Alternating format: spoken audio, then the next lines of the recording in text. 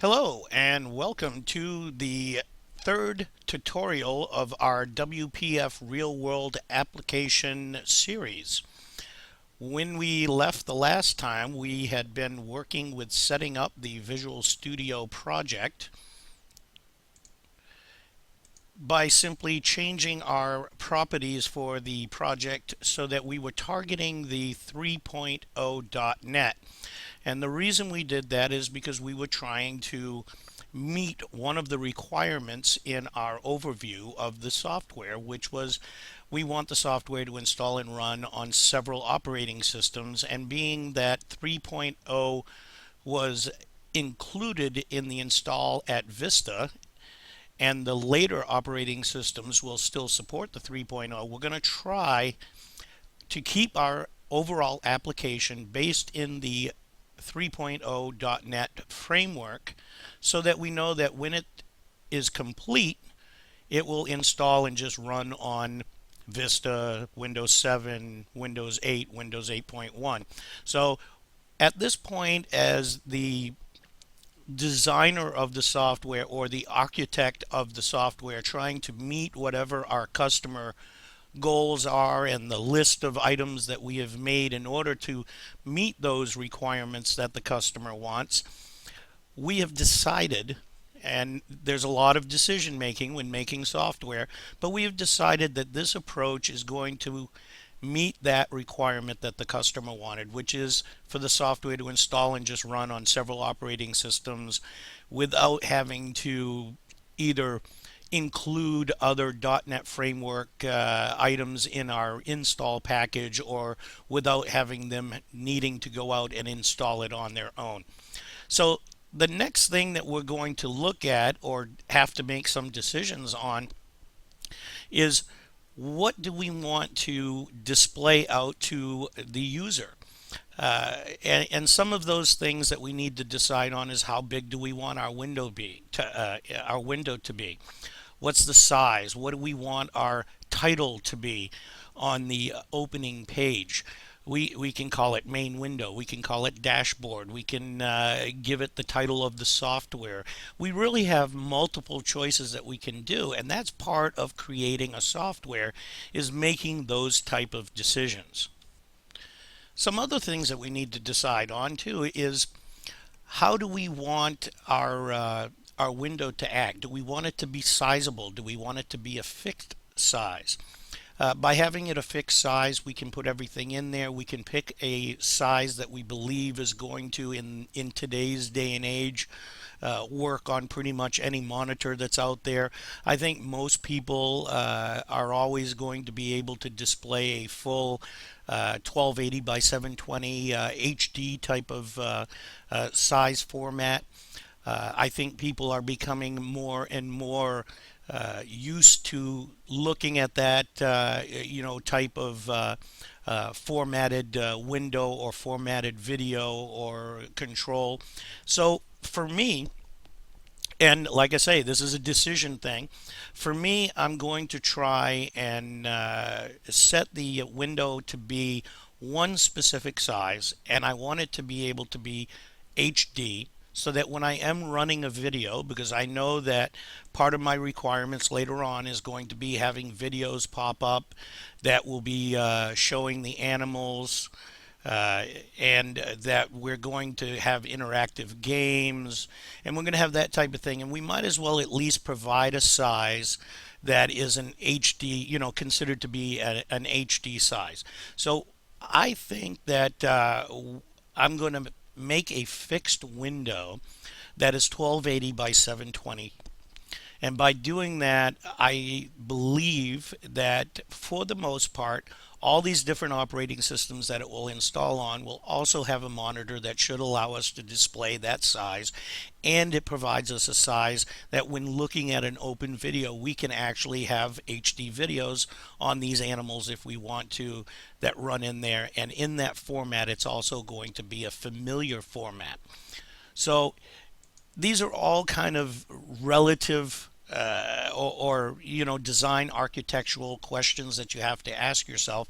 But that's what we're doing. We're going step by step in the process of making an application, and these are the type of things that you need to answer. So let's take a look at our properties of the window. I'm again going to set my properties to be name, because I like to have my properties in alphabetical order. It makes me easier to scan down. But we also have our adjustment, at least for size, here in the XAML section of our window. So simply let's go ahead and say the height is going to be 720 and the width is going to be 1280. By doing that, we've now created that HD size, if you will. I'm going to put it fit all so I can still look at my window.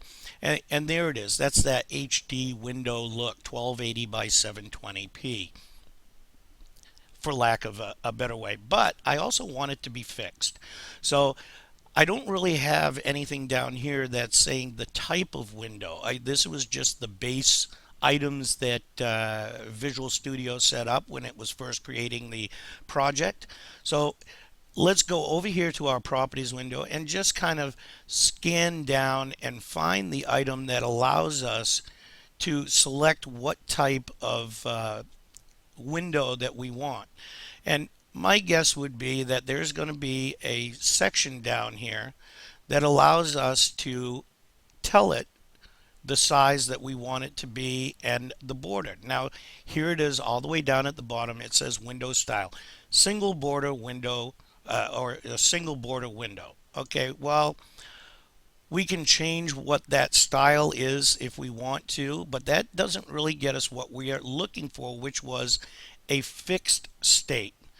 We want to have a fixed state on that window and can be maximized, minimized.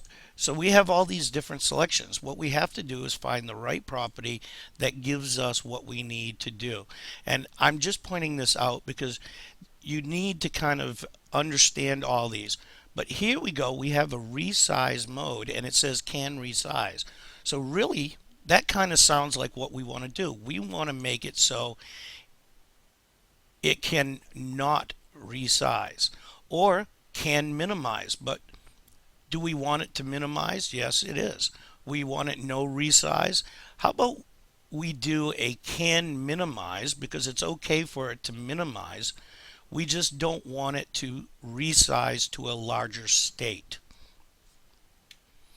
Okay, so in other words, we're here with a can minimize because of, sure, I mean, if somebody's working with the software, we want them to be able to minimize it out of the way of something else that they might be doing, but we don't want them to maximize it or anything like that. Now there are other items in the properties. For instance, you could also put max height, max width, that type of item, but because we selected the can minimize, it actually takes away the maximize button. So let's go ahead and run the start button here, and we can see that when it starts up, it has no maximize ability, and also you don't have the handles on the edge to manually resize it.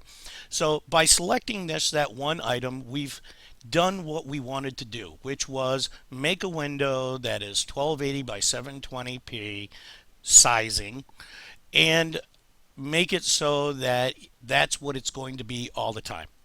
That is the item. There is no changing it. There is no adjusting that particular aspect of our window. So we go back in here, and now what else do we want that window to do? I think that because we're using that standard size, we always want it to open up into the middle of the screen. And in order to make it so that it always opens up into the middle of the screen, we have a selection down here, which is the system Windows startup location. In a manual mode, basically it's, can be anywhere, it will pop up, which is fine. But let's go ahead and change that to center screen.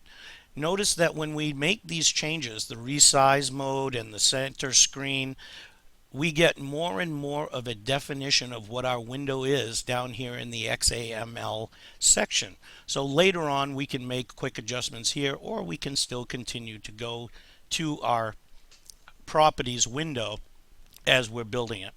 So for now, what do we got? We got a window that's one size. It's going to open up in the middle of the screen all the time.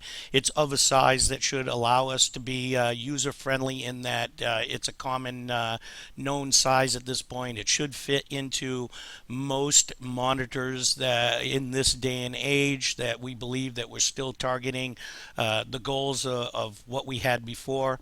So we slowly are trying to create a solid, robust application that is meeting these original goals. So is there anything else on here that maybe we can do? Different types of animals, display describing sections, opening the videos. Okay, so these are all type of things. We're still working on this, installing on several operating systems. So this isn't really complete. We're still kind of grouping that together and making it so that it meets that particular goal. The next thing that we're going to look at, of course, is we're setting up this main window, and we've made it so that it's in the center of the screen, that typical size. Let's give it a title. What is it that we want to have for a title on this? Well, our project is Educational Zoo. How about we call it, we can call it anything we want, but the customer probably would have defined the title or what they wanted. But being that the customer at this point did not define it, we're going to choose to just call it Zoo Adventure. By changing that, we've now changed the title. Notice that our window comes right up here and drops in the middle. We have our Zoo Adventure title. And probably there's only one more thing that we need to do in order to finish this overall aspect, at least initially here, until we get further down the road, of meeting this. It's going to operate on most systems, and it's going to make everybody fairly happy. And a standard item that always happens is an icon. So when we select here, we have a place that we can initially put in an icon. And this is a file, and in order to do that, we're going to have to bring something into our project, which is that icon. Now you can use any icon that you want, and in the next video, that's what we're going to start out. We're going to start out by the icon, and then we're going to start out by thinking about our layout. We're going to start looking at some of the items on our list and figuring out what we need to do to this front window, or main window, and decide how we're going to start meeting the goals and the requirements that our customer has, and then at the same time thinking about how those are going to interact as we start building our program. So not only are you learning to code, I hope that you're learning to a little bit about the whole steps of doing application. And this does have aspects of the design or architect of the software, instead of just some guy that's in a cubicle and somebody comes to them and says, hey, I need you to write a code for a bunch of buttons that flip back and forth. This is really thinking about the whole overall project and how you put it together. And in the beginning, I think most people are writing things from beginning to end. They're doing it on their own. They're trying to create something on their own. So I hope that you benefit from these videos, and by the time we're to the end, we're going to have a very nice interactive software application made with WPF that touches on a lot of things that you may do in the future building other projects. So for now, that's the end of this video. I hope that you come back for the next one, which will be tutorial 4. And we're going to continue on from where we are now and hopefully address some of the other items in our overview of the software project. Thanks, and goodbye for now.